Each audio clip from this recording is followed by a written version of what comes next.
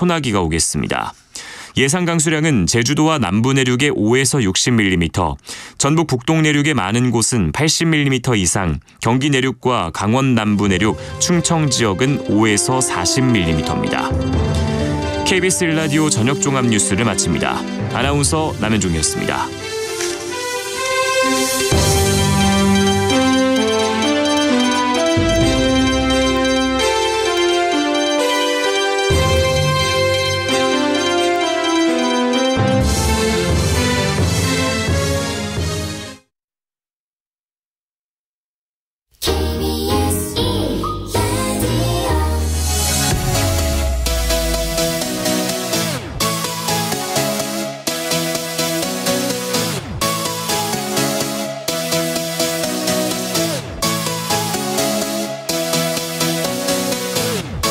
KBS 열린 토론.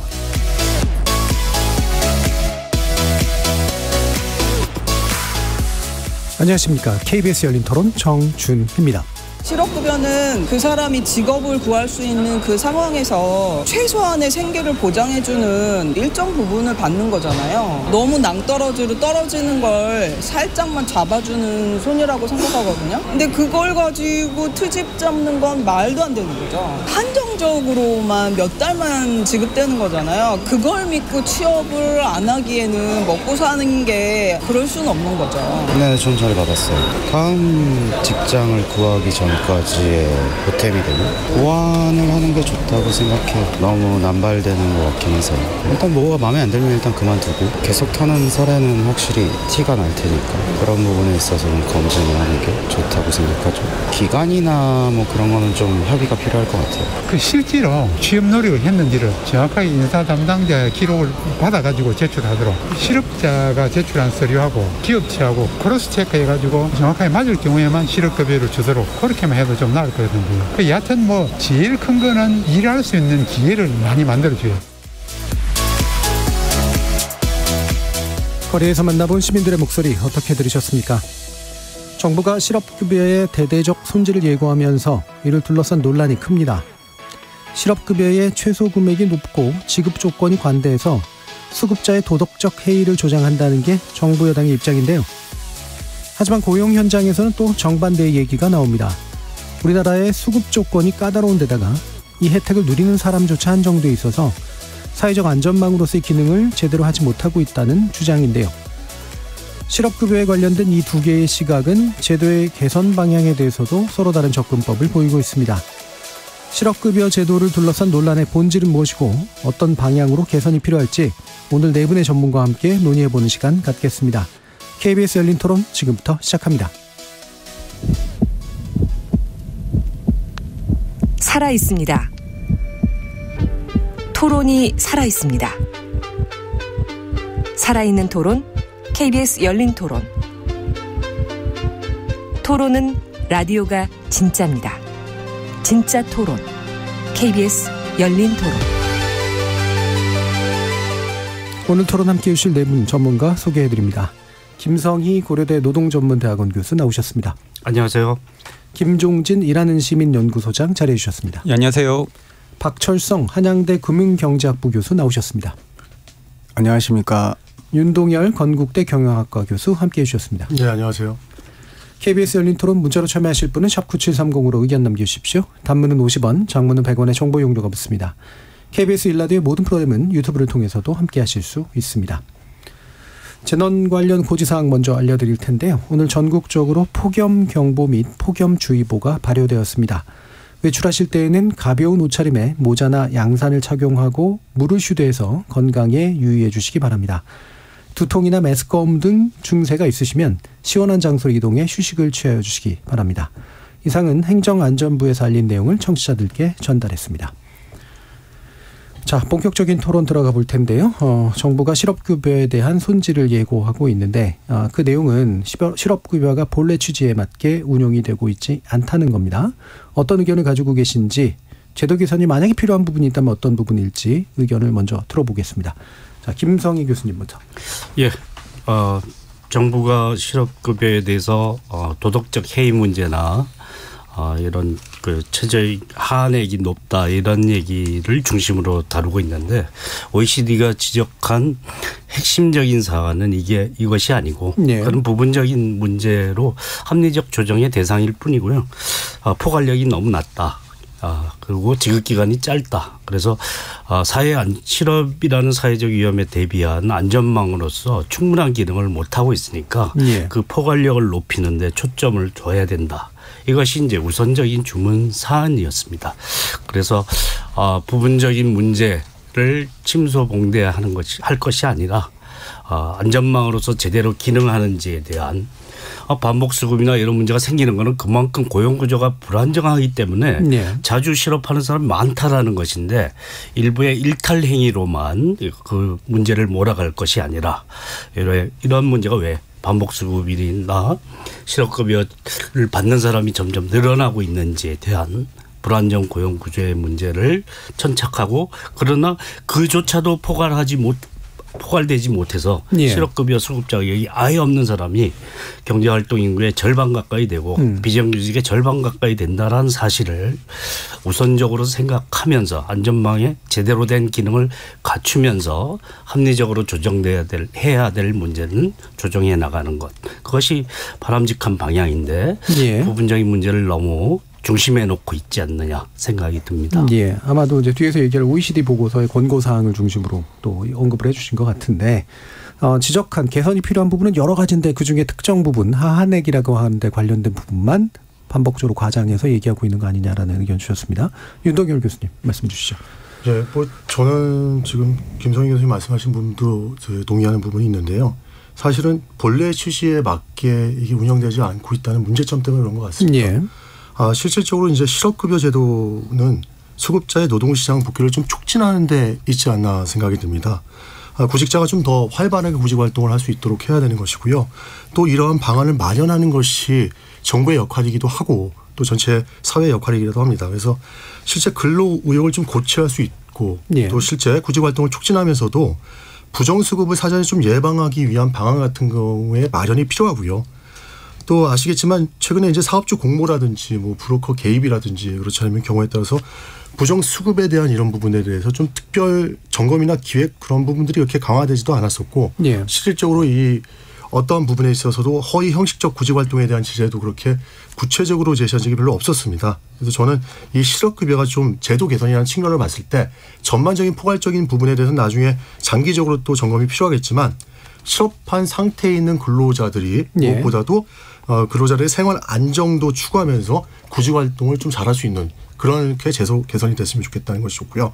마지막으로 말씀드리면 뭐 일자리에서 이제 재취업할 수 있도록 좀 수용성 있는 실업급여 제도의 개선이 필요하다고 생각합니다. 김정준 소장님. 이제 두 가지인데요. 뭐 개선 필요하죠.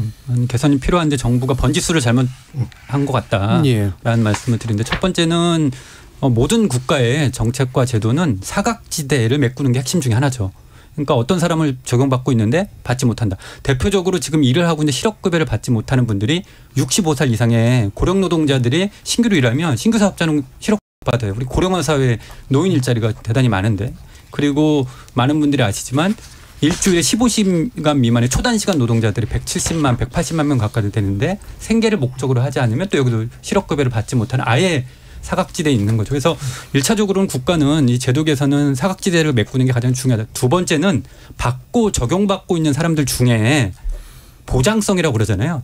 적어도 이게 법률에는 실업을 당한 자가 생계 불안을 목적을 해소하고 이를 통해서 재취업에 그러니까 전자는 생계 불안의 목적을 지원하는 거예요.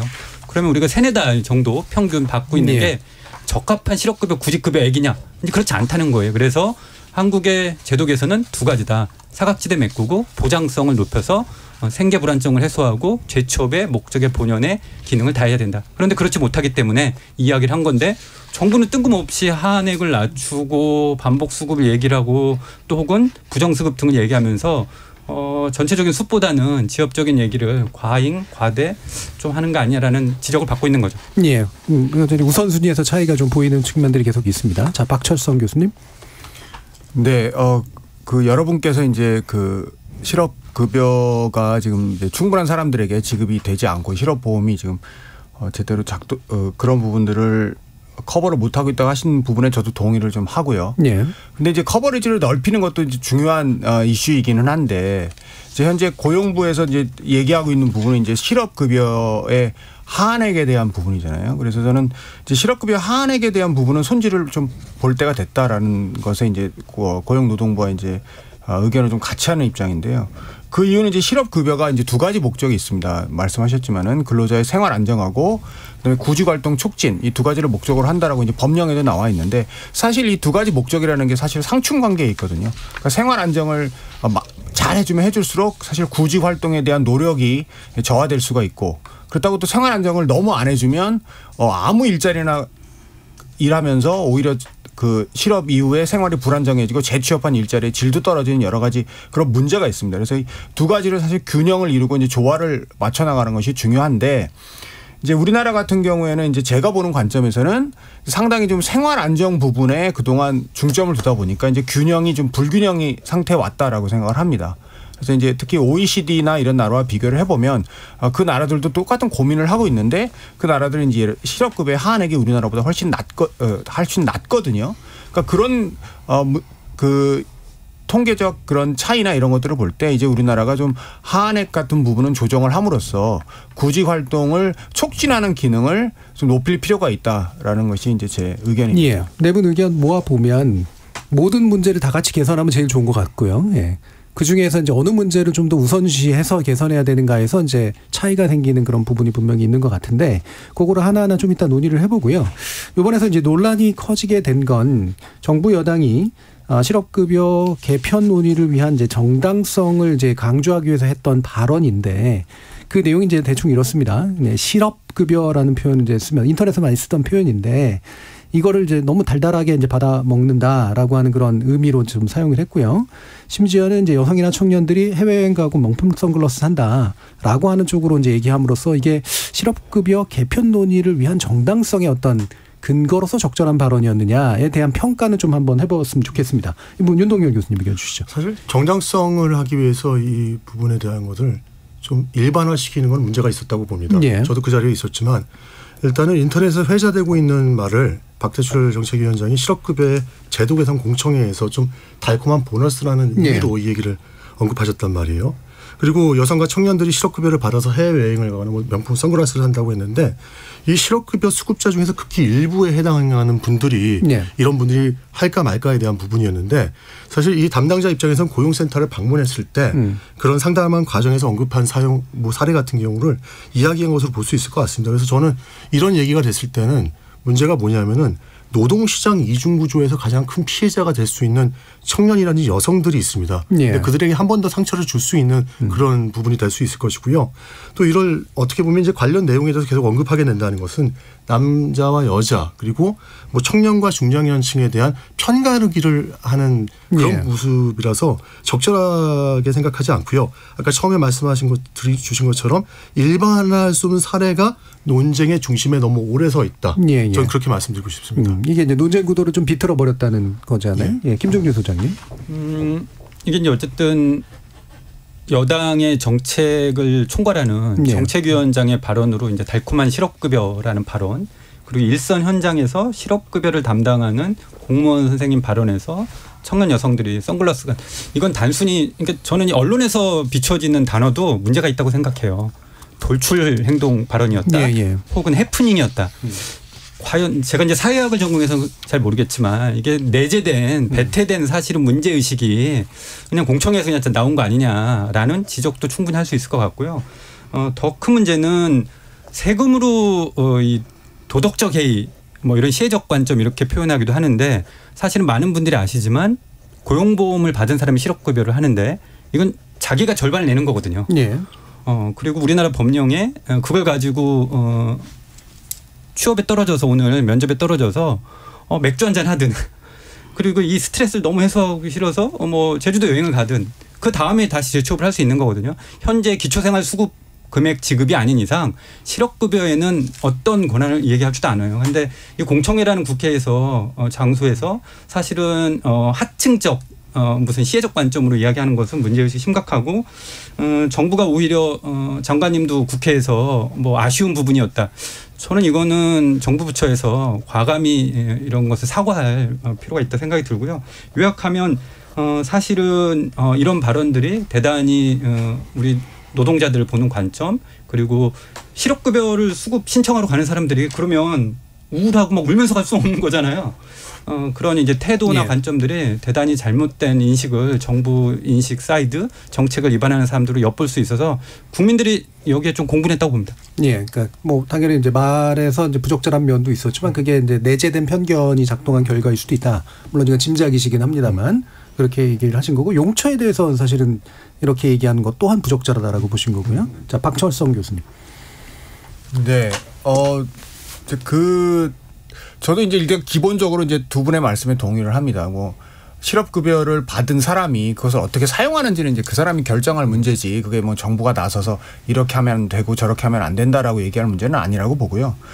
그런데 이제 저는 그 말씀을 하신 분의 의도라는 게 아마도 이제 본인이 보기에 그 실업급여를 담당하는 분으로서 실업급여 이제 그 고용센터에서 담당하는 분으로서 이제 이렇게 하다 보니까 뭐 실업급여를 받기 위해서 일종의 좀 편법적 행위 같은 것을 해가지고 뭐 실업급여를 받지도 않아도 될 사람 같은데 와서 급여를 받는 사람들이 있는 것 같다. 뭐 그런 것들을 조금 본인이 좀 어떻게 보면 좀 그 부적절한 그 비유를 이용해서 이제 그런 취지의 발언을 한 것 같다라는 생각이 듭니다. 그런 의미에서 어떻게 보면 만약에 그런 편법적 행위를 하는 사람들이 진짜로 있다라고 하면 그런 것들은 사실 어느 정도 실업보험 제도의 그 본래 취지에 어긋나는 그런 행동이 조금씩은 있다라고 볼 수는 예. 있지 않을까 그렇게 방금 생각합니다. 이 비유나 지적 속에 편법적 행위에 관련된 건 어떤 걸까요? 뭐 예를 들어 그러니까 제가 편법적 행위를 직접적으로 얘기한 것은 아니고 그 사람이 그분이 그렇게 발언을 했던 그 의도가 어떻게 보면 이런 좀 자신이 보기에는 예. 실업급여를 받지 않아도 될 사람들 같은데 실업급여를 받기 위해서 뭐 이제 뭐 청년들이 뭐 이러이러한 행동들을 한다든가 뭐 이런 그런 약간의 의도를 갖고 얘기하지 않았을까 저는 약간 긍정적으로 보자면 그렇게 볼 수도 있겠다라는 생각입니다. 그러니까 김정윤 소장님과 다른 방향에서의 해석을 이제 해주신 거긴 하고요. 자, 김성희 교수님. 실업급여에 대해서 받는 사람을 낙인 찍게 하는 방식은 매우 부적절한 그 정책 담당자로서 뭐 국회의원으로서 그 또 편법 불법 그 수급을 잡아내야 하는 고용안정센터에 근무하는 사람으로서 실업급여 지급 당사자 있지 않습니까? 예. 실무자인데 부적절하다. 왜냐하면 실업급여를 받는 사람이 뭐 죄인처럼 다뤄지는 것은 아니다라고 생각이 듭니다. 예. 혹시 그런 일이 있는 그런 실업급여를 받는 사람의 아픔에 공감하는 자세가 먼저 해야 되지 않겠습니까? 그리고 그런 사람을 중심에 놓고 생각을 해야 되죠.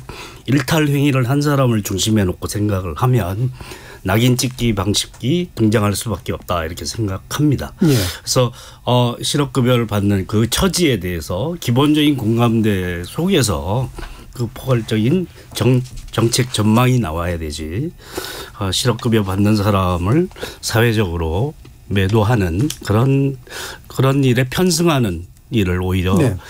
그런 가장 하지 않아야 할 사람들이 하고 있다라는 게 예. 문제였다 생각합니다. 예, 살짝 결은 다르지만 어쨌든 정책 담당자로서 좋은 비유나 발언은 아니었다라고 보시고 이게 오히려 이제 그 개선의 취지를 잘못 전달하는 그런 부정적인 효과가 있다라는 면에서도 이제 동의를 하시는 것 같고요. 그러면 이제 구체적인 그 어떤 쟁점에 대해서 좀 얘기를 해볼 텐데 이미 나온 얘기들이 좀 있으니까 하나하나 좀 짚어보도록 하죠. 핵심 중에 하나가 이제 그 하한액이 너무 높다. 그래서 하한액을 낮추거나 폐지해야 된다. 이게 OECD에서도 일부 지적한 부분이다. 그 얘기고요. 그것은 최저임금 최저임금을 받는 사람들의 이제 그 임금에 비해서 오히려 하한액이 더 높기 때문에 나오는 그런 현상이다라는 얘기가 있어서요. 박철순 교수님 이 부분에 대해서 어떤 문제의식인지 말씀 주시죠. 하한액에 대한 이제 통계를 우리가 OECD 통계를 인용해서 보게 되면은 우리나라의 실업급여의 하한액이 이제 지금 현재 법정으로 이제 최저임금의 80%를 주도록 돼 있는데요. 이게 이제 근로자 평균 임금으로 대비를 하게 되면 이제 우리나라의 근로자 평균 임금의 44%로 이제 OECD 통계에 나와 있습니다. 이게 이제 OECD의 32개국 정도의 통계를 다 통틀어 보더라도 우리나라가 제일 높고요. 그리고 이제 두 번째로 높은 나라가 이제 아이슬란드인데 아이슬란드가 34%입니다. 그러니까 우리나라랑 벌써 10%포인트에서 차이가 나고 다른 나라들은 30%를 넘는 나라는 없습니다. 그리고 이제 상당수의 나라는 이제 하한액 자체가 없는데 그것은 뭐 영원을 준다는 뜻은 아니고 이제 원래 그 실업급여 우리나라도 그렇고 이제 대부분의 나라들도 그런데 이제 실업급여를 어떻게 주게 돼 있냐면은 그 본인이 받던 임금의 60% 수준을 주도록 우리나라는 그렇게 규정이 돼 있습니다. 그래서 만약에 하한액이 없어진다면 이제 최저임금의 60%가 이제 하한액이 되는 거죠. 그리고 이제 우리나라의 그 구직급여를 받는 분들 중에 4분의 3 정도가 하한액을 받고 있습니다. 그러니까 지금 현재 하한액이 많이 높고 그리고 하한액을 받는 분들의 그 비중도 엄청 많고 그리고 이제 그 OECD에서 얘기했다시피 이제 그런 그 높은 액수가 어떤 경우 어떤 일부 근로자들의 경우에는 일을 하게 되면 오히려 실업급여보다 소득이 낮아지는 현상들이 있기 때문에 이제 재취업의 의지가 상당히 약화될 우려가 크다 이렇게 보고요. 그런 의미에서 이제 하한액의 조정이 이제 필요한 단계다 이렇게 생각합니다. 김정준 소장님. 이제 박철성 교수님 말씀대로 OECD 그 평균 임금 대비하면 우리가 높아요. 그런데 우리가 이제 국제 기준을 얘기할 때는 고려해야 될 것도 있고 또 하나는 종합적으로 봐야 되는 게 있습니다. 특히 이제 일반 그 시청자들 시민들의 입장에서 보면 네가 직장에서 다니다가 계약 만료나 해고 구조조정 등을 다 하고 실업급여를 받는데 월 얼마 받니? 또 두 번째는 몇 개월 받아? 그럼 결국은 내가 이 기간 동안 받는 걸 총액하면 우리는 한 560만 원 정도 받는 거거든요. 그런데 아까 말씀하신 OECD 한 절반 정도는 1년 이상 주는 나라도 꽤 있어요. 그러면 우리하고보다 낮은 예를 들어서 180만 원 수준이 아니라 그냥 130만 원만 준다 하더라도 1년 받으면 1,300, 1,400만 원을 받는 거예요. 그러니까 기간하고 액하고 종합적으로 고려했을 때 저는 우리가 하한액이 너무 높으니까 실제 일하는 사람보다 역전 현상 뭐 이게 논쟁이 있다면 이따 또 뭐 구체적인 얘기 하겠지만 그럼 저는 뭐 한 80%에서 좀 낮출 수 있다고 봐요. 그러면 유럽연합이나 OECD 다수의 선진 국가들처럼 우리가 GDP 12위 국가라면 그래도 적어도 보장성이라고 하는 기간을 한 1년 정도 줘서 그렇게 균등하게 맞추는데 정부는 뒤에 건 얘기는 안 하고 하한액만 높게 우리가 한 지표만 이야기하는 것은 약간 국민들이 보기에 실업급여 제도를 모르는 분들에게 약간 과잉 그리고 약간 논쟁의 지점을 불러일으키는 주장 아니냐라는 것도 이야기할 수 있습니다. 두 번째는 하한액만 얘기하는데 우리는 상한액도 낮은 나라예요. 그러니까 1년 정도 소득이 높으면 실업급여 높게 받아야 되는데 상한액도 낮고 하한액은 높으니까 이것도 이제 우리 노동자들이 많이 실업급여를 못 받는 이유 중에 하나가 있거든요. 그리고 정부도 인정하는 건 근로자들이 세후 계산했더니 176만 원이고 실업급여 받는 사람 184만 원이다. 10몇만 원 더 받는다. 역전 현상인데 여기에 가장 핵심 중 하나는 사회보험료를 고려하지 않고 즉 실업급여자들은 사회보험 안 내는데 근로자들은 사회보험 내잖아요. 그걸로 인해서 자기가 건강보험부터 이렇게 받는 건데 이것도 고려하지 않는 수치를 제한하면서 국민들한테 진짜 그런가? 두 번째는 또 뭐 정부가 명확한 숫자는 얘기 안 하지만 면세 사업자라고 그래서 임금이 너무 낮으면 세금을 안 내거든요. 그런 걸 고려하면 큰 차이가 없어요. 그래서 정부가 모든 근로자 노동자들이 일하다 실업급여했을 때 딱 하한액 그 숫자 민감한 184만 원, 176만 원 얘기하는 건 종합적인 정보를 주지 않고 이야기하는 건 문제가 있다.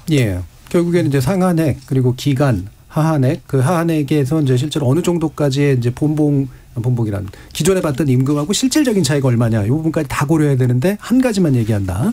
자, 윤 교수님.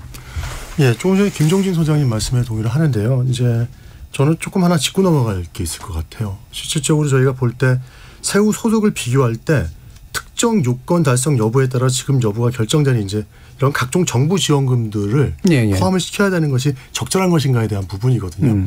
그렇다면 이제 만약에 최저임금을 받는 근로자 같은 경우는 아까 말씀하신 것처럼 뭐 도루누이 사업이라든지 뭐 다양한 이제 정부 지원 사업을 받습니다. 그럼 이제 나중에 이런 전자해에 이제 후에 월 근로소득을 산정한 그런 형태로 했었는데요. 이게 과연 맞는 것이냐? 왜냐하면 이게 조세 부분이죠. 어떻게 보면요. 이런 부분 같은 경우는요.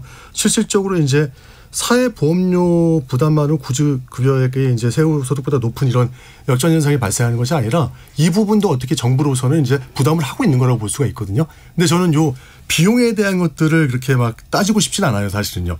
왜냐하면은 최저임금을 실질적으로 받으면서 하는 근로자들이나 그렇지 않으면은 우리가 실질적으로 이게 받고 있는 실업급여를 받는 사람이랑 이 급여 차이가 얼마 안 난다는 거. 역전 현상은 또 어떻게 바라보느냐에 따라서 20몇 %가 될 수도 있고 말씀 주신 것처럼 5, 6%가 될 수도 있습니다. 근데 이런 취지로서 거의 동일하게 이제 수준이 되어 가고 있다는 것이 좀 문제점이라고 저는 생각을 하고 있었고요.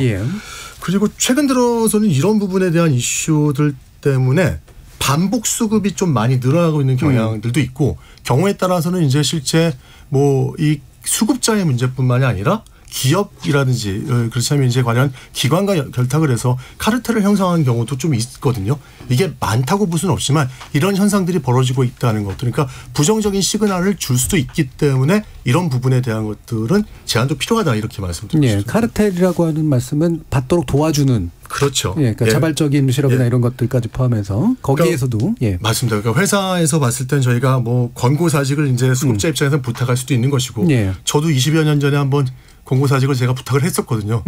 모 회사에서. 근데 절대 안 해주시더라고요. 그래서 저도 그냥 그만두고 실업자로 있었는데 최근에 이런 것들도 있고 회사를 쪼개는 형태도 있을 것이고 또 허위로라든지 위장으로 퇴사하는 경우들도 있고 뭐 이 다양한 부분들이 있고 아예 기관 자체가 이런 부분으로 해서 고용을 해서 일을 하고 있지도 않은데 일을 하는 것처럼 꾸미고 나중에 그렇게 하는 이런 구조적인 이런 문제점이 생길 수도 있다는 것이죠. 그래서 주로 윤 교수님이 강조해 주신 부분은 하한액에 대해서 다양한 시각들은 있을 수 있으나 적어도 현재 최저임금하고의 격차가 어느 정도 적절해야 실제로 구직 의욕을 좀 높일 것이며 기타의 반복이나 부정수급의 문제를 좀 낮출 것이냐. 여기서는 지금 분명히 고려의 여지가 있다라고 보십니까? 제 의견은 그렇습니다. 김성인 교수님. 최저임금 그 하한액 조정은 이제 매년 발생할 수밖에 없는 문제죠. 그러니까 최저임금 계속 오르는데 평균 임금이 그 속도만큼 잘 안 오르니까 생기는 문제, 역전 현상이 생겨날 수 있다. 뭐 받는 거 빼는 거 공제하는 거 이런 거를 어떻게 기준으로 해야 되느냐는 복잡하지만 일반적 기준을 적용해서 역전 현상이 있다고 치면 문재인 정부도 90%에서 80%로 낮췄죠. 낮췄습니다. 그러니까 그건 합리적으로 조정하면 될 문제지 대단한 문제는 아니다라는 거죠. 그 문제를 과장하면서 실업급여 제도가 너무 후하다라는 인상을 주는 그런 그 이미지로 사용하는 것은 적절하지 않다. 조정하면 되는 거죠. 우리나라 사회적으로 결정되는 임금이 최저임금밖에 없어서 다른 나라는 산별임금 뭐 이런 교섭임금 체계가 사회적으로 발달돼 있지만 우리는 이거밖에 없어서 국민연금 지급액도 이에 연동돼서 오르고 이러거든요. 그래서 최저임금이 굉장히 사회보장제 급여의 기초가 된다라는 거고 그 최저임금을 오르는데 왜 평균 임금과 계속 역전 현상이 생길까? 세금으로 뗀다고 하더라도 80%인데 왜 그러면 평균 임금이 그만큼 오르지 않는다라는 거는 전체적으로 저임금 노동자 수가 침전돼 있구나라는 문제를 우리가 고민해야 될 중요한 사안 중에 하나다. 이 실업급여 제도를 통해서 우리나라의 저임금층이 얼마나 많이 침전돼 있는지 그렇게 누적돼 있는지에 대한 문제를 고민해야 되는 사안으로 생각하면 되고 이 역전 현상 문제는 합리적으로 조정하면 될 문제지 열내고 그리고 실업급여에 대한 나쁜 인상을 주기 위한 후하다라는 인상을 주기 위한 그런 도구로 쓰일 사안은 아니다라고 보는 거죠. 이 얘기가 더 됐으니까요. 원래는 2부에서 이제 대안 논의하면서 이 얘기를 연결해서 하려고 했던 건데 아예 더 여기서 하는 게 좋을 것 같습니다. 그래서 아예 하한액 폐지 논의나 하한액 조정 논의들이 이제 다 같이 고려돼야 될 것 같은데요. 어쨌든 보면 하한액은 조정될 수 있다. 다만 전체적으로 이 수급 기간이라든가 이런 것까지 고려해서 전반적으로 조정하는 게 필요하다라는 의견이시니까 거기에 대해서 박철순 교수님도 한번 의견을 더 들어보도록 하죠. 이제 하한액이 사실 우리나라의 고용보험의 역사를 보면은 이게 하한액이 처음에 이제 고용보험법을 제정했을 때 95년도에 이제부터 시행이 됐는데 제가 했을 때는 우리나라는 하한액이 없었습니다. 그때 당시에는 이제 그 50%를 주도록 돼 있었기 때문에 당시에 최저임금 받는 사람은 이제 50%를 받는 게 이제 되다가 사실은 이제 하한액이 이렇게 높아진 거는 이제 외환위기 이후에 98년도에 이제 외환위기로 이제 사람들이 일자리를 많이 잃고 새로운 일을 찾기 어려워지고 이제 생활 안정에 위협이 되다 보니까 그때 이제 70% 그러니까 최저임금 70% 주도록 이제 인상이 됐고요. 그 다음에 다시 이제 한 2년 뒤에 한 2000년 정도 이제 90%를 주도록 인상이 돼서 이제 어떻게 보면 우리나라의 하한액이 이렇게 높아진 이유는 사실 그 경제 위기 상황에서 그 사람들의 생활 안정을 도모하기 위해서 하한액이 이렇게 높아졌던 상황인데 이게 사실 한 20년 동안 계속 변하지 않고 90%로 쭉 유지가 돼 왔습니다. 그러니까 그런 의미에서 사실 하한액 90%다 뭐 80%다 뭐 이런 것들이 뭐 이렇게 뭐 건드려서는 안 되는 그런 것들이 아니고 이제 경제 상황이나 이런 거에 따라서 이제 분명히 변동이 될 수 있는 거고요. 그러면서 우리나라 같은 경우에는 이제 그런 상황을 오다가 보니까 이제는 이제 그 위기 상황을 위해서 만들었던 그런 그 비상 조치가 계속 오다 보니까 이제 하한액이 너무 높아진 그런 경향이 있기 때문에 이 부분은 말씀하셨다시피 조정을 할 필요가 있고요. 그다음에 이제 수급 기간을 늘리는 문제는 이제 이게 수급 기간도 사실은 우리나라의 하한액이 이제 2019년에 이제 최저임금 90%에서 80% 낮춰졌는데 당시에 사실 수급 기간이 늘어났습니다. 네. 그 전에는 이제 수급 기간이 이제 3개월에서 7개월, 최소 3개월에서 7개월이었는데 지금 이제 최소 4개월에서 8개월. 9개월로 그렇게 이제 늘어나서 당시에 이제 그 조치가 이제 취해졌었고요. 그러면 이제 우리나라가 이제 하한액을 다시 낮추면서 수급 기간을 또 늘릴 필요가 있느냐. 뭐 그 부분도 좀 고려할 가치는 있다고 보는데 저는 약간 이제 수급 기간을 늘리는 문제에서 좀 부정적으로 보는 이유는 이제 실제로 이제 경제학계에서 수급 기간을 늘렸을 때 나타나는 어떤 그 이득에 대한 연구가 있습니다. 이제 가장 우리가 쉽게 생각할 수 있는 수급 기간을 늘리게 되면 사람들이 취업하는 일자리 질이 높아지지 않겠느냐. 더 오랫동안 일자리를 찾으니까. 하지만 경제학 연구들을 이제 외국 연구들을 보게 되면 사실 그런 효과가 크게 나타나지 않는다라는 게 연구 결과거든요. 그래서 그런 의미에서 저는 수급 기간을 늘리는 것은 고려할 수 있지만 수급 기간을 크게 늘리거나 할 필요까지는 없을 것이다라고 생각을 합니다. 예. 그래서 어느 정도 한액도 조정하고 수급 기간도 일부 조정까지는 가능하고 그거는 그래도 구직의욕을 촉진하거나 좋은 구직을 할 수 있도록 만드는 선에서 했으면 좋겠다. 김성규 교수님. 예. 최저임금 하한액을 우리 역전 현상이 생긴 거는 부분적으로 조정하면 될 문제라고 생각을 하는데 다른 나라에 이런 제도가 없냐? 있습니다. 그러니까 덴마크든 스웨덴이든 저임금 노동자에게는 평균 임금의 60%가 아니라 90%를 적용한다든지 하는 방식으로 저임금 노동자의 소득 보장을 하기 위해서 노력하는 제도를 갖추고 있는 거죠. 그러니까 우리는 최저임금 외에 연동하기가 좀 힘들긴 하죠. 평균임금 저소득자의 경우는 평균임금의 90%를 적용해도 굉장히 낮은 수준일 수 있기 때문에 생활 안정이 안 되기 때문에 그렇죠. 이 문제는 또한 지급기간의 문제도 있습니다. 우리나라 소득 대체율 60% 이거는 그렇게 낮은 수준은 아닙니다. 높은 수준은 결코 아니지만 낮다고 보기는 어려운데 지급기간이 짧다 보니까 1년 후에 그 사람들의 소득 대체율 은 0에 가깝습니다. 그러니까 이 문제가 생기는 거거든요. 지금 이런 변화의 시기에 새로운 직업을 임시적인 일자리로 땜빵해서 구하지 않고 좀 안정적인 일자리를 구하고 새로운 유망 직업에 취업을 하려면 적어도 1년, 2년에 체계적인 교육을 받아야지 전환이 가능하죠. 그러지 않으니까 하향 취업하고 임시적 일자리를 반복해서 왔다 갔다 할 수밖에 없는 취업과 실업을 반복하는 이런 일자리를 전전하게 되는 상황이 벌어지는 거기 때문에 그래서 지급기간을 염두에 두고 봤을 때는 우리나라 그 하한선이라는 게 그렇게 심각한 문제는 아니고 합리적으로 조정하되 기간을 늘리든지 저임금 노동자에게 그다음에 소득 대체율을 높게 적용하든지 그 방법을 가지고 사회보험이라는 원리 재분배 기능이 담겨 있는 원리를 제대로 구현하는 그런 실업급여 제도를 설계하는 방향으로 논의를 해나가야 된다고 봅니다. 아까 논의 이제 좀 더 보강하는 연장에서 좀 더 해봤는데 지금 한국고용연구원이 아마 지난 코로나19 시기에 관련해서 조사한 결과에 따르면 이제 고용 쇼크가 있었기 때문에 소득 보전의 상당 부분 그래도 이 실업급여가 이제 기여했다라는 평가도 있어서 아까 이제 발착성 교수님께서 이제 예전에 외환위기 시절에 이제 고도증 게 너무 오래 왔다라는 표현도 쓰셨으니까 이 하한액이라고 하는 제도를 그럼 좀 더 탄력적으로 운영을 해야 되는가? 그러니까 이런 위기 상황에서는 뭐 도입했다가 뭐 없앤다든가 아니면 뭐 말 그대로 이제 충격을 많이 받는 저소득 임금에게 뭔가 보장하는 그런 방법을 쓴다든가 다양한 이제 유연성들을 살릴 수도 있을 것 같은데 어떻게 보시는지 윤동경 교수님. 실질적으로 그런 부분들이 좀 필요할 수도 있을 것 같다고 생각하고 있습니다. 예. 왜냐하면 이 실업급여 자체가 저희가 어려운 시기에 굉장히 이런 사회 안전망을 구축하는 이제 좋은 일들을 많이 했었고 그걸 겪고 극복하는 데 있어서 좋은 부분들이 많았었습니다. 그런데 다른 지금 연구자분들이라든지 패널분들에서 말씀하신 것처럼 실업급여에 대한 부분의 전반적인 부분에 대한 좀 검토가 필요하다고 보입니다. 예. 특히 이제 하한액에 대해서는 이제 말씀을 그 정도 주셨는데요. 하한액을 얘기를 하려면 저희가 기여 기간에 대한 부분도 다시 한번 살펴봐야 되는 부분들이 있고요. 해외 같은 경우는 기여 기간이 조금 더 우리나라보다 깁니다. 우리 같은 경우는 기여 기간을 봤을 때 실질적으로 한 6개월 정도 이렇게 돼도 180일 정도니까요.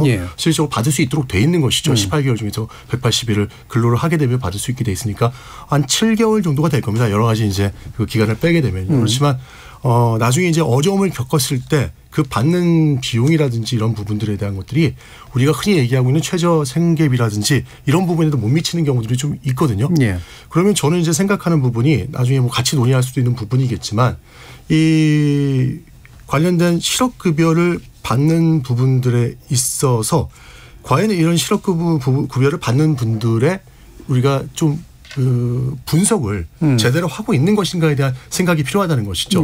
조금 전에 김 소장님께서도 말씀 주셨던 것처럼요. 사실은 실질적으로 이 실업급여를 갖고 생계를 유지해야 되는 사람들도 있고 또 경우에 따라서 아까 스웨덴 사례도 들었지만 독일 같은 경우도 단기 근로자라든지 플랫폼 비즈니스 노동자 같은 경우는 이 퍼센티지를 90%까지 확대해서 지급하는 경우들이 있습니다. 그리고 수요 기간도 수급 기간 같은 경우도 수요 기간도 저희가 얘기하면 수급 기간도 한 6개월 정도만으로 되는 경우도 있거든요. 그래서 저는 좀 말씀드리고 싶은 게 아까 여유가 있고 그런 부분들도 있지만 좀 다양한 측면에 있어서 대상자가 한 명이 아니라 한 그룹이 아니라 또 다양한 그룹에 달리 이런 정책적인 부분 맞춤형 정책을 좀 커스터마이징 해야 되지 않을까 그 생각을 좀 말씀드리고 싶습니다. 김정준 소장님. 우리는 실업급여를 받아서 사실은 주거비부터 생계 전반을 내가 이제 실업급여 180여만 원으로 해결하는 게 하한액 노동자들이거든요. 근데 다수의 이제 우리가 언급되는 OECD나 주요 나라들 보면 많이 아시듯 주거보조 그리고 복지보조비를 많이 받으니까 실업급여액에서 주출할 비용이 상대적으로 우리는 9를 쓴다 그러면 그들은 5, 6밖에 안 쓰는 거거든요. 그런 걸 비교하면 지금 우리 노동자들이 혹은 실업급여 수급자들이 하한액만 받고 버틸 수 있느냐 요 고민을 진짜 많이 해야 될 거라 생각이 들고요. 두 번째는 아까 김성희 교수님 의견하고 윤동열 교수님 제가 의견을 좀 합하면 대단히 동의하는데 왜 너는 실업급여를 이렇게 타는지 이게 비자발적인 거잖아요. 즉 계약 만료나 구조에 해고된 사람들이 그다음에 또 반복 수급하는 사람들을 보면 단기 시급히 생계가 필요해서 또 이렇게 가는 거거든요. 그러면 이렇게 4차 산업혁명 AI 시대에 최소한 1년 정도의 실업급여를 받으면서 교육훈련을 받아야 그다음에 좋은 일자리에 또 다른 실업급여를 반복 수급하지 않고 디센트 좋은 일자리로 가는 거거든요. 이런 역할을 교육훈련을 받을 수 있는 충분한 시간을 줘야 되는데 많은 분들이 아십니다. 교육훈련을 받을 동안 1년이라는 생활 동안이 필요한데 우리가 지금 이렇게 하한액을 낮추고 지금의 기간을 낮추면 저는 이 상태로 계속하면 또 다른 반복 수급자들만 많이 양산하는 정부가 이야기하는 것처럼 이게 된다는 게 있고요. 결정적인 건 이건 기업과 자본한테 우리는 해고와 고용과 사업주의 권한을 준 거거든요. 너 6개월 계약할 권한은 사용자에 있죠. 그럼 6개월 받은 노동자들은 나는 더 일하고 싶음에도 불구하고 계약 연장이 안 되고 퇴직금을 줄이기 위해서 비정규직을 활용하는 거잖아요. 비정규직 노동자들이 불가피하게 내가 실업급여를 받는 건데 이게 노동자들이 반복 수급을 받는 활용 도덕적 해이, 모럴 해저드, 악용만 강조하는 건 저는 본말이 좀 전도된 것도 있다고 봅니다. 알겠습니다. 자, 그래서 네 분과 함께 실업급여에 관련된 것 중에서 주로 이제 하한액에 관련된 이야기를 대책까지 포함해서 좀 얘기를 해봤고요. 1부는 이 정도에서 일단 정리하고 청취자 의견 듣고 그리고 나서 이제 이어지는 2부에서 이제 반복수급, 부정수급 이 부분도 이제 굉장히 중요한 포인트니까 아까 이제 임 교수님도 얘기해 주셨던 부분에 대한 또 다른 분들의 견해도 한번 들어보도록 하겠습니다. 지금 청취자들 보내주신 문자 한번 들어보도록 하죠. 정일 문자 캐스터. 네, 지금까지 여러분이 보내주신 문자들 소개합니다. 정승태님, 실업급여를 받으려면 무릎을 꿇고 죄인처럼 가야 하는 건가요? 정부 당국자의 인식이 너무 시대착오적입니다. 조인숙님, 실업급여를 받는 것과 내가 노동해서 받는 급여의 차이가 얼마 되지 않는 경우가 종종 있습니다. 그렇다면 무엇부터 손봐야 할까요? 우리의 노동 연장, 임금의 적절성부터 돌아봐야 하지 않을까요? 9412님, 적절하지 못한 발언도 문제지만 부정수급자를 옹호하는 것 같은 분위기도 문제입니다. 실업급여 안에는 우리의 세금도 들어가 있습니다. 취지에 맞게 구직활동과 생활 안정을 위해 사용되어야 하는 게 맞습니다. 유튜브에서 송학사님, 실업급여 받으면서 계속 취직 자리를 알아봐야 하는데 일하기 힘들 때 그냥 몇 개월 쉬면서 실업급여나 타먹자 하는 분들이 많은 게 사실입니다. 0402님, 본인이 자발적으로 퇴사할 경우엔 실업급여를 받을 자격이 안 된다고 해 저는 실직 중에 실업급여를 받지 못했습니다. 요즘은 자신의 커리어를 위해 혹은 피치 못할 사정으로 자발적 퇴사를 하는 경우도 있습니다. 실업급여 수급, 자격을 개선해야 하는 건 맞습니다. 3667님, 저는 15년 동안 한 회사에 다니다가 그만두게 돼 실업급여 받으며 재취업했습니다. 퇴직연금으로 여행도 하고 차도 바꿨습니다. 실업급여로 큰 도움을 받았던 저로서는 실업급여는 제발 건드리지 말았으면 좋겠습니다. 라고 보내주셨네요. 네, KBS 열린 토론, 이 시간은 영상으로도 생중계하고 있습니다. 유튜브에 들어가셔서 KBS 1라디오 또는 KBS 열린 토론을 검색하시면 지금 바로 토론하는 모습 보실 수 있습니다. 방송을 듣고 계신 여러분이 시민논객입니다. 계속해서 청취자 여러분들의 날카로운 시선과 의견 보내주세요. 지금까지 문자캐스터 정의진이었습니다. 토론은 치열해도 판단은 냉정하게.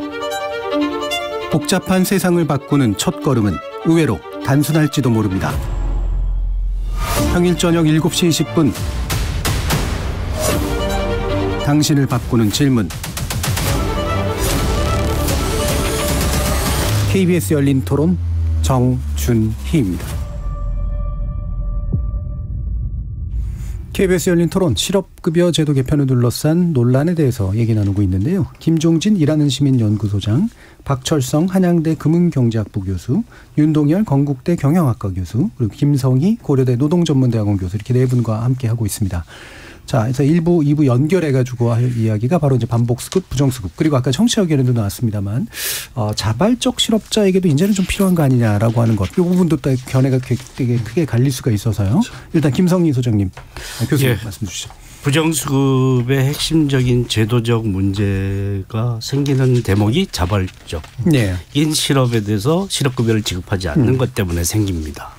이로 인해서 노동자들도 이제 실업급여 받을 수 있게 사용자에게 요구를 하지만 사업주도 피해를 그에 따른 대가가 있거든요. 예. 왜냐하면 비자발적 실업을 초래했다라는 거에 대해서 여러 가지 정부 지원금을 받는 거나 그렇죠. 이런 데 제약이 있습니다. 그래서 잘 협조를 안 하지만 반대로 권고사직에 해당하는데 비자발적 실업인데도 퇴직금을 미끼로 자발적 실업으로 포장하는 사업주도 있고요. 예.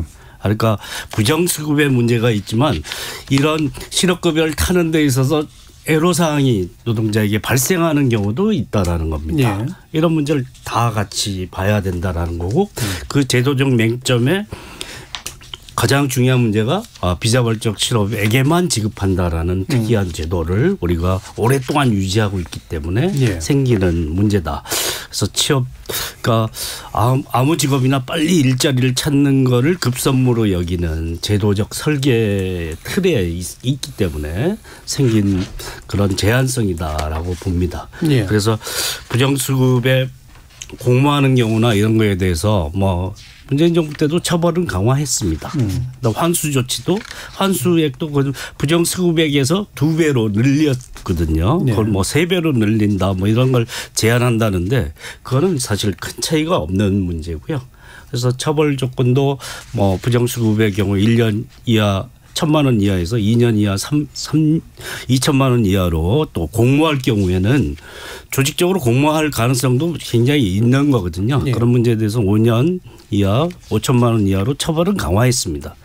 이런 처벌 강화 조치 외에 감독을 강화해서 잘 해야 된다고 하지만 고용안정센터에서 일하시는 분들이 그런 걸 할 수 있는 능력이 안 되거나 그러니까 시간 여유가 없습니다.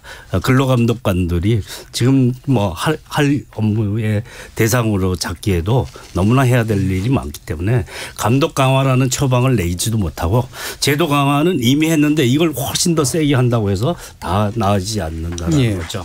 그래서 제도적 맹점을 없애면서 적절하게 행정적 제재를 잘 구사해서 다뤄 나가야 될 문제다. 제도적 공백을 잘 없애는 것이 이걸 통해서 이런 문제에 대해서 좀 더 확실하게 그 대상 폭이 굉장히 좁아지지 않겠습니까? 감독 강화를 제대로 할 수 있다 이렇게 생각이 들고요. 반복 수급 문제는 사실 그만큼 일자리가 불안정한 일자리가 많이 있구나. 취업과 실업을 반복해야 되는구나 하는 문제가 밑에 도사리고 있다. 불안정 고용 구조의 문제가 심각하다라는 점을 우리가 이 사실에서부터 배워야 된다고 생각하고요.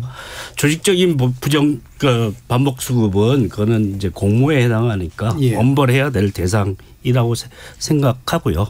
그래서 대다수 일부러 그걸 취업과 실업을 반복하는 사람이 많겠느냐. 과연 그런 점에 대해서 너무 편견을 가지고 과도하게 그 문제에 집착하는 것은 제도 설계 방향을 잘못 잡을 수도 있다라고 생각합니다.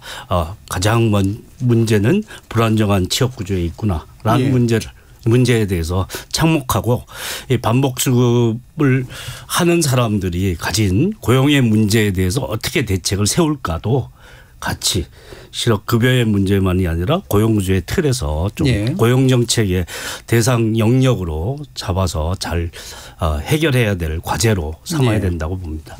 전체적으로 다 잘 얘기해 주셨고요. 기본적으로 이제 제가 좀 더 짧게 보면 그러니까 비자발적 그러니까 자발적 실업 부분을 제외한 부분을 오히려 끌어들여서 그래서 부정수급의 어떤 감독 여지를 좁혀서 제대로 실효성을 높이는 게 오히려 맞다라는 거고 나머지 고용 안정성을 높이면서 전체적으로 문제를 해결해야 된다라고 말씀하신 것 같은데요. 자, 박정석 교수님. 네. 먼저 이제 그 현재 고용보험이 이제 자발적 실업자에 대해서는 이제 실업급여를 안 주는 거는 맞는데 이제 모든 자발적 실업에 대해서 안 주는 것은 아니고요. 실제로 이제 자발적 실업이라고 하더라도 뭐 근로 조건이 원래 계약하고 다르다든가 아니면 뭐 최저임금도 제대로 안 준다든가 뭐 임금을 체불한다든가 차별이 있다든가 뭐 직장이 멀리 이사를 가버려 가지고 다닐 수가 없게 된다든가 등등 여러 가지 이유로 해서 직장을 다닐 수가 없는 그런 조건이 되게 되면 본인이 난 이게 직장 더 이상 못 다니겠다라고 자발적으로 실업을 한다고 하더라도 실업급여는 받을 수가 있습니다. 현재도 제도적으로. 그래서 이제 결국은 여기서 우리가 자발적 실업자에게 받을 수 없는 자발적 실업자는 그냥 뭐 이런 직장에서 이런 여러 가지 어떤 문제들이 없는데 본인이 이제 예를 들어서 아까 말씀하신 대로 뭐 자기 개발을 위해서 뭐 직장을 그만둔다든가 어떤 분들은 뭐 그냥 단순히 쉬기 위해서 그만둘 수도 있겠죠. 이제 그런 분들에게 고용보험 그 실업급여를 지급해야 되느냐라는 부분들은 저는 이렇게 봅니다. 예를 들어서 그분이 실질적으로 자기 개발을 통해 가지고 자신의 어떤 생산성을 높이고 더 좋은 일자리로 가게 된다면 나라 전체로 보아서도 이득이 되겠죠. 이분들이 더 좋은 일을 하고 더 생산적인 일을 하게 되니까.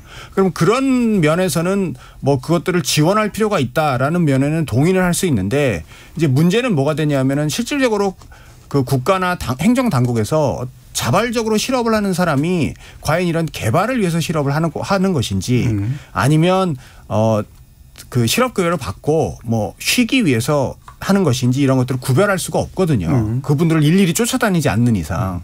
그렇게 된다면 실제로 그 보험료를 내고 있는 그 근로자분들, 일을 하고 있는 근로자분들은 결국은 어떤 의미에서는 이제 자신은 일을 열심히 하고 있는데 일을 하지 않고 쉬는 사람들을 보조해주는 그런 결과가 있을 수 있기 때문에 저는 이 자발적 실업자에 대해서 고용보험을 늘리는 것은 상당히 신중히 접근할 필요가 있다라고 생각을 합니다. 이윤 교수님. 예, 하나만 좀 간단하게 말씀드리겠습니다. 저는 단기적으로는요.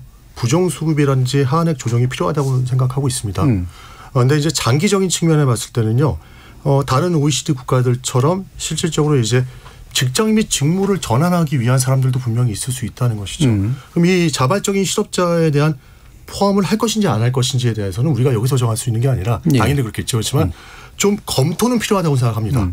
왜냐하면 이게 지금 검토를 하기 위해서는 노사라든지 이해관계자가 다 같이 얘기를 해야 되는데요. 그 이유는 지금 현재 고용보험기금 재정상으로도 실질적으로 비자발적 실업자들을 포함하는 것도 무리가 있고 자발적 실업자들까지 포함하려면 고용보험료 지급 요율을 굉장히 올려야 됩니다. 이런 동의가 이해관계자들끼리 있어야 되는 부분이고요.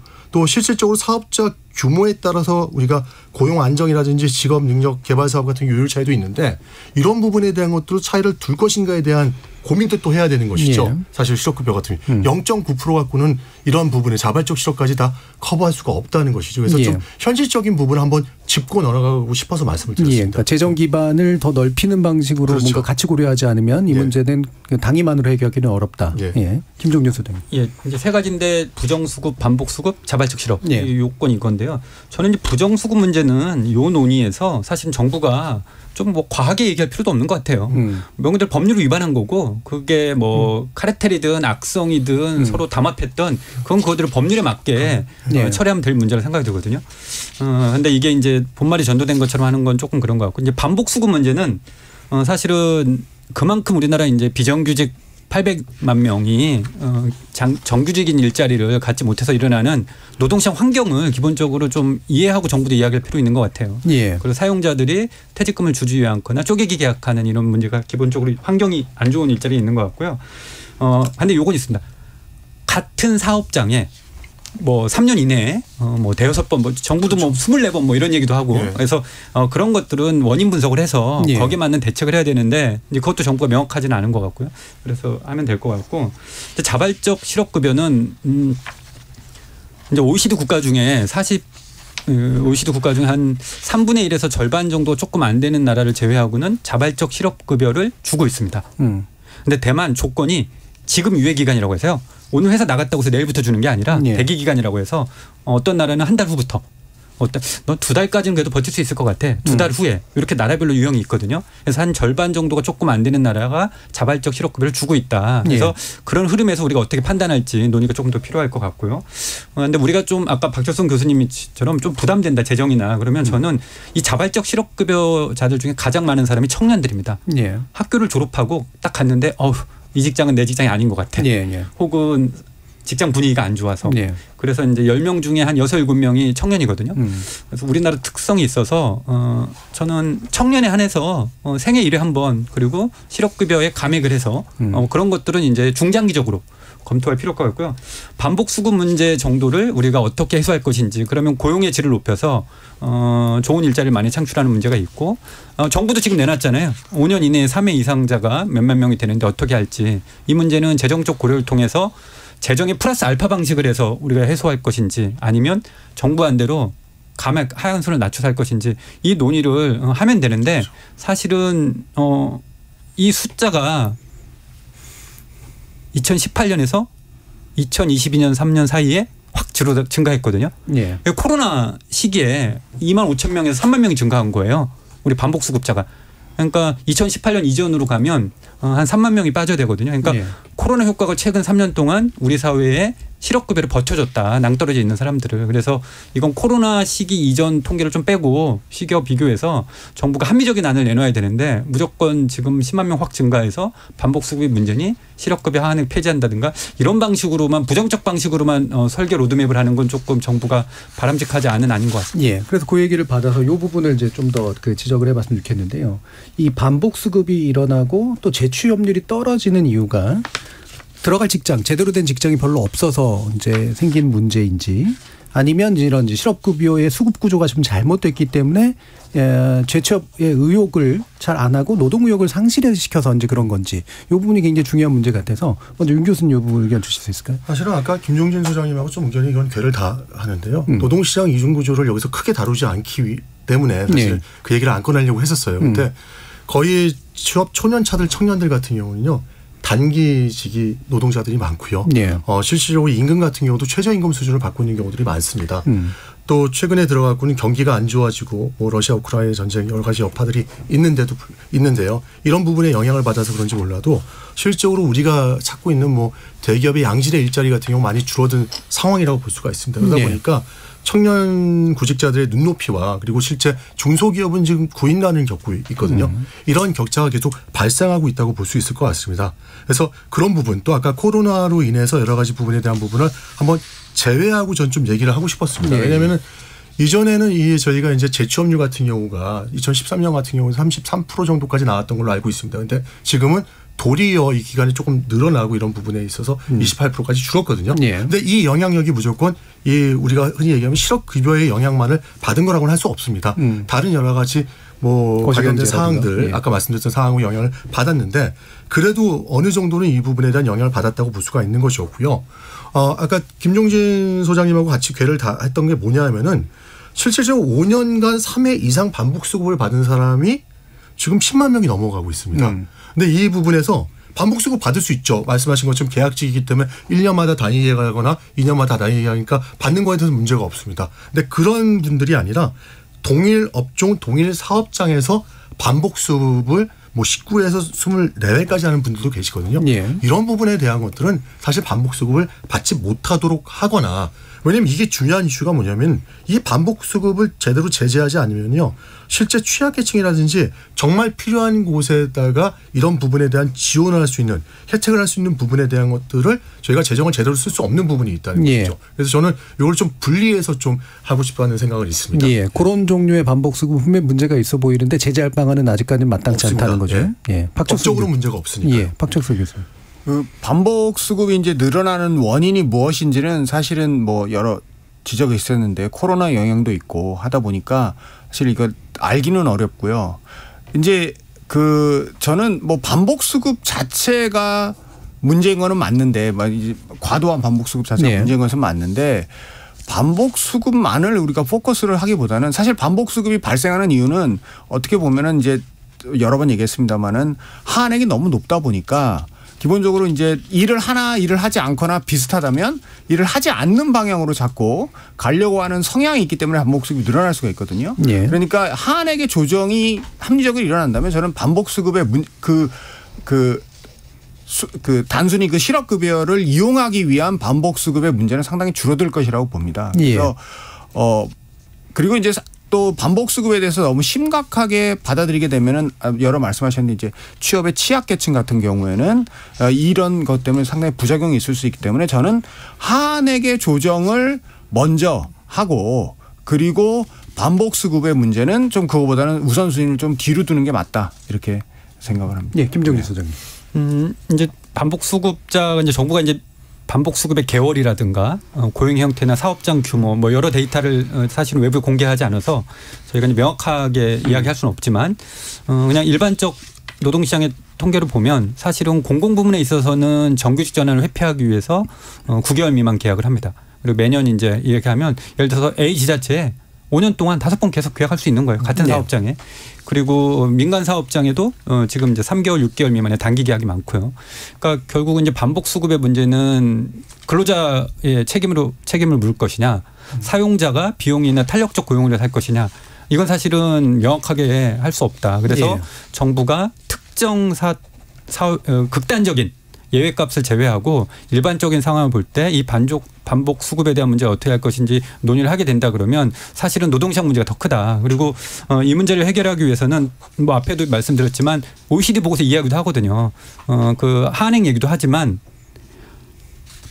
짧게 일하는 노동자들이 사실은 좋은 일자리로 갈 수 없기 때문에 보장성을 높이라는 거거든요. 그러면 이게 결국은 재취업을 높이고 구직 의욕을 높이려면 사실은 일정 정도의 기간을 보장성을 하라는 것들은 우리가 좀 그걸 잊지 말고 간과하지 말고 할 필요는 있다 봅니다. 예, 김성규 교수님. 예, 반복수급의 문제랑 부정수급이랑 겹친 문제는 엄격하게 감독해서 처리해야 될 문제라고 생각하죠. 그러니까 뭐 극단적인 경우가 있는데 사업주도 사실은 뭐 전혀 제재가 없는 건 아닙니다. 고용안정사업기금은 사용자만 부담하는 비율 요율이 높아지는 거거든요. 그걸 획기적으로 더 높이든지 그걸 방지하기 위해서 그러면 이제 사실 고용 유지에 최선을 다하도록 유도하는 정책이 되는 거죠. 그래서 완전히 부정수급인 반복수급자에 대한 문제를 감독으로 해결하고 그다음에 이제 반복수급이 발생하는 이런 우리나라 뭐 평균 근속 연수가 서구에 비해서도 3년 이상 짧거든요. 그리고 비정직 비율은 높고 그다음에 청년들은 근속 기간이 1년 6개월밖에 최초 직업에서 1년 6개월밖에 안 된다 그러더라고요. 그러니까 이런 청년층이 계속 반복수급의 주요한 대상이거든요. 네. 그러니까 그만큼 좋은 일자리를 찾기가 힘들다라는 문제점들에 대한 고려를 해야 된다라는 거고 제대로 된 직업교육을 해서 새로운 직업을 안정적인 직업을 찾을 수 있는 그런 기간을 주기 위해서도 한액은 합리적으로 조정하면 되는 거고 지급기간을 늘려서 정말 그 변화되는 시대에 새로운 직업을 새로운 직무로 옮겨가기 위해서는 좀 충분한 생활 안정을 바탕으로 한 직업교육을 받을 수 있는 조건을 갖추는데 좀 노력을 하는 게 필요하다 봅니다. 간단하게만 하나 말씀드리면요. 저도 소장님 말씀에 동의를 하는데 이게 단기 근로를 하고 있는 부분에 대한 것들은요. 노동시장의 유연성과 문제가 있습니다. 실업급여하고 언급되다 보면 이제 굉장히 복잡할까 봐 저도 아까 말씀 안 드렸는데 이 유연성이 보장된다면 사실은 이제 이 단기 근로를 하는 그 실업급여를 반복적으로 수급할 수 있는 문제도 좀 어느 정도 해결될 수 있다고 보는데요. 이 문제를 여기서 우리가 해법을 풀 수는 없을 것 같고요. 하나만 더 말씀드리면 이제 반복 수급자에 대한 부분들은요. 급여액을 삭감한다든지 그렇지 않으면 실질적으로 이제 단기 이직자를 많이 양성하는 그런 이제 기업에 대해서는 말씀하신 것처럼 제재 조치를 취한다든지 보험료를 더 부과한다든지 그런 조치를 취해야 된다고 생각합니다. 네. 그러면 사실 마무리 발언 저는 요 얘기는 좀 간단하게라도 했으면 좋겠어요. 한 두 분 정도께만 들을까 하는데요.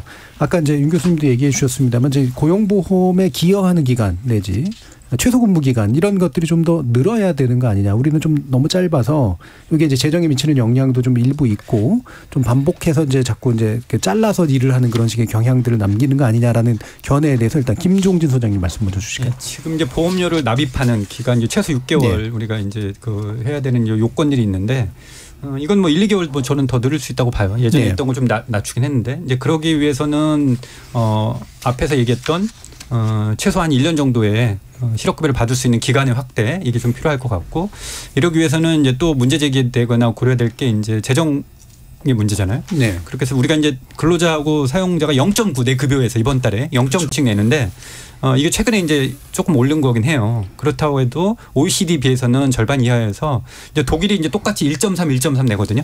우리가 0.9 내는데 저는 단기적으로는 이걸 1% 정도로 올려서 재정 확보를 하고 보장성을 높여서 취약계층들이 조금 더 안정된 상태에서 재취업을 높일 수 있는 방식을 정부 사실은 이걸 노사정 사회적 대화를 의제를 던져야 된다고 생각합니다.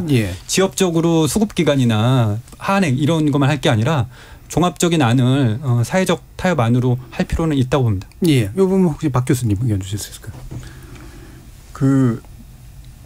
뭐 우리나라의 이제 그 고용보험의 이제 재정 문제라든가 이런 문제 지적을 하셨는데 저도 동의하는 부분이 있고요. 근데 이제 문제는 그 고용보험료를 높이는 것 자체가 특히 중소기업 같은 경우에는 또 상당히 인건비 부담으로 다가올 수가 있기 때문에 일단 고용보험료를 높이고 그와 맞춰서 혜택을 높이는 방향으로 가는 것이 과연 그 바람직한 방향인지는 저는 좀 의심이 있고요.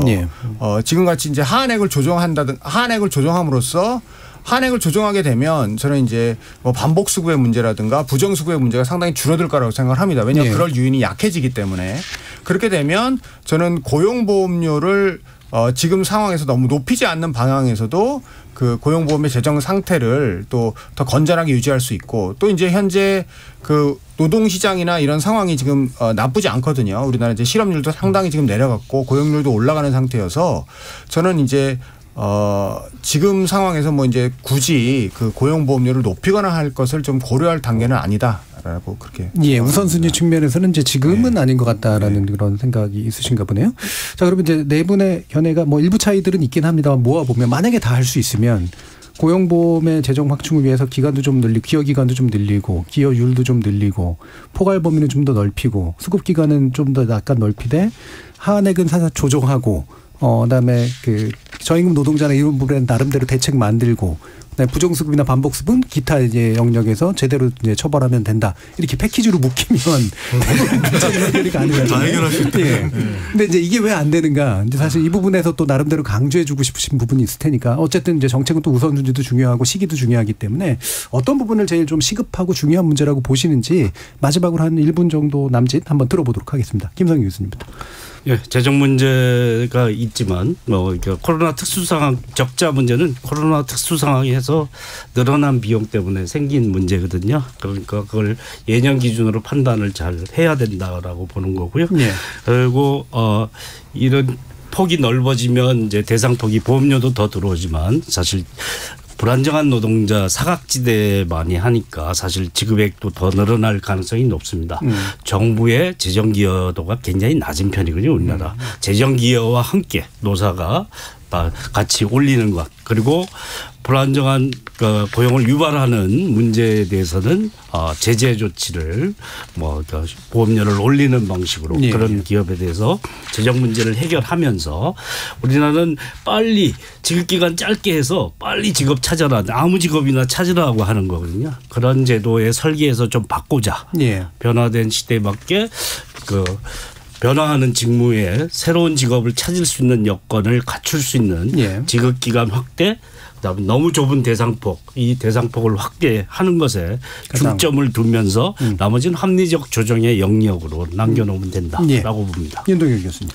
실제 최저임금의 80%로 연동돼 있어서 하한액이 굉장히 빠르게 이제 상승하는 그런 구조는 OECD 국가 중에서 유일한 국가입니다. 단기적인 측면에서 아까 말씀드린 것처럼 하한액 조정이라든지 그 부정수급에 대한 부분을 건드려야 되고요. 근데 장기적인 부분은 좀 다르게 접근해야 될 것 같습니다. 좀 전에 김성희 소장 말씀 주신 것처럼요. 실질적으로 이제 정부가 구직 활동에 대한 관리 감독에 너무 초점을 두고 있지 않나 그런 생각이 듭니다.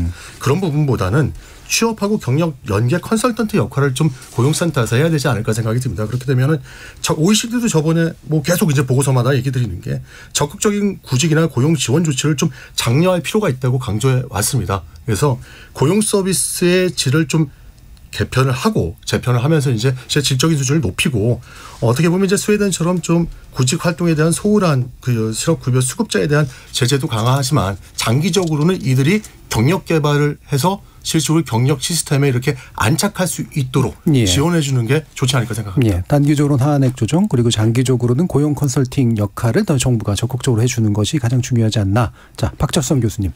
네, 뭐 저도 뭐 의견이 상당히 비슷한데 일단은 하한액은 이제 조정할 필요가 있다라고 보고요. 그리고 말씀하시다시피 이제 하한액을 조정해 가지고 그냥 급여를 적게 줄 테니까 빨리 직장을 찾아라 이런 접근 방식보다는 그 외 더해서 이제 고용 서비스를 강화하고 취업 알선을 강화하고 훈련 같은 걸 강화해서 실업자들이 좋은 일자리로 이제 되도록이면 빨리 갈 수 있도록 하는 그런 역할들을 정부가 더 열심히 할 필요가 있다라고 생각을 하고요.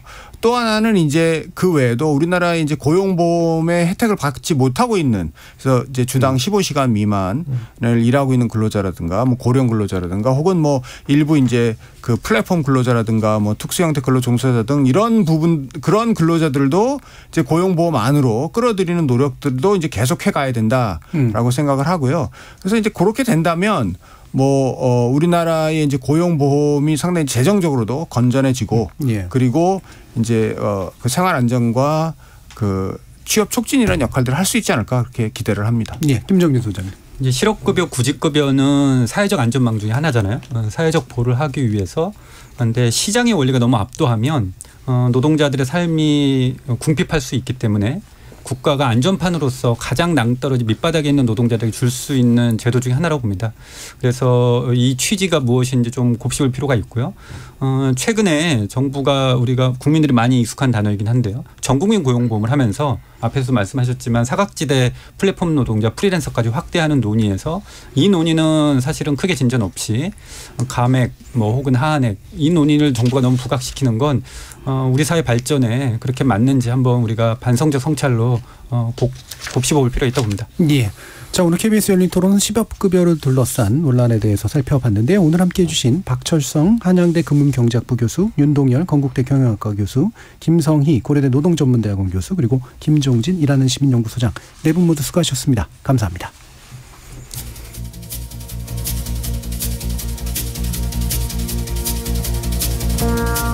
그게 더 편하고 주는 돈도 충분하니 직장을 다니기보다는 실업급여나 타먹으며 살자. 이렇게 생각하고 직장에서 쫓겨나거나 굳이 직장을 구하지 않는 사람들이 얼마나 될까? 결국은 이들의 실체와 규모를 제대로 파악하는 게 핵심으로 보이고요. 어느 하나의 문제를 강조하기보다 입체적으로 접근하는 게 옳겠다는 생각 다시 한번 듭니다. 참여해 주신 시민 논객 여러분 감사합니다. 지금까지 KBS 열린 토론 정준이었습니다.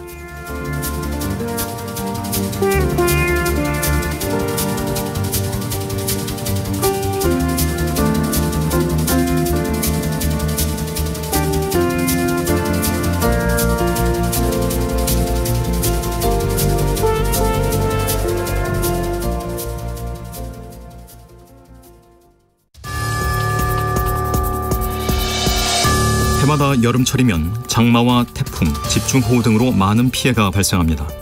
집중호우와 태풍이 시작되면 라디오나 TV를 수신해 기상예보와 진행 상황을 숙지하고 태풍과 호우에 대비해 대형 공사장, 비탈면 등 안전상태를 확인해야 합니다. 소나기가 많이 내리는 여름철에는 낙뢰도 집중적으로 발생하고 있습니다. 기상 정보를 미리 확인하려는 노력으로 낙뢰를 예방하고 젖은 손으로 전기기구를 만지지 않는 등 감전사고를 방지하는 노력이 필요합니다. 여름철에는 폭염과 전염병 예방에도 신경을 써야 합니다. 폭염특보가 발효되면 한낮에 뜨거운 햇볕과 격렬한 운동을 피하고 식중독 원인균이 집중적으로 발생하는 여름에는 위생관리에 주의를 기울여서 여름철 안전사고와 건강관리에 유의해야겠습니다. 재해재난 예방, 재난방송 주간방송사 KBS 라디오가 함께합니다.